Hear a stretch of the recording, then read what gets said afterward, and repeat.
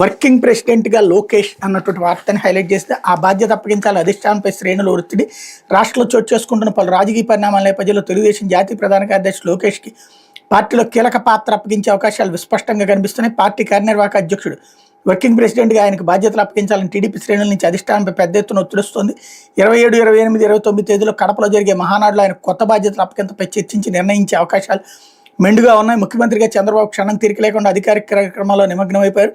వాస్తవానికి ప్రభుత్వ నిర్వహణ ఎంత ముఖ్యమో పార్టీ నిర్వహణ అంతే ముఖ్యం అంటూ ఆ కారణంగా ఇవ్వబోతున్నారు అన్నటువంటి వార్తని హైలైట్ చేశారు. లేకపోతే పిఎస్ఆర్ పిలిస్తే వచ్చా, పిఎస్ఆర్ పేషి నుంచి నాకు ఫోన్ వచ్చిందో ఒకసారి వచ్చి కలవమని చెప్పారు. వచ్చిన తర్వాత గ్రూప్ 1 జవాబు పత్రాలను డిజిటల్ మూల్యాంకనం చేయాలంటూ ఈ ప్రాజెక్ట్ ఆయన నాకు అప్పగించారని విచారణ అధికారులకి మధుసూదన్ జవాబిచ్చారు. ఏపీపీఎస్సీ గ్రూప్ 1 పత్రాల డిజిటల్ మూల్యాంకనం కేసులో విజయవాడ జిల్లా జైల్లో రిమాండ్ ఖైదీలుగా ఐపీఎస్ అధికారి పిఎస్ఆర్ ఆంజనేయులు, కామ్సైన్ సంస్థ డైరెక్టర్ పమిడికాలువ మధుసూదన్పై న్యాయస్థానం 2 రోజులు పోలీసు పాటు కస్టడీకి ఇచ్చిన విషయం తెలిసిందే.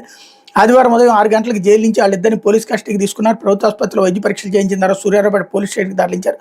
నందిగామ డీఎస్పీ హెచ్బీజీ తిలక్, మహిళా పోలీస్ స్టేషన్ ఏసీపీ లతాకుమారి వాళ్ళని విచారించారన్నటువంటి వార్తని హైలైట్ చేశారు.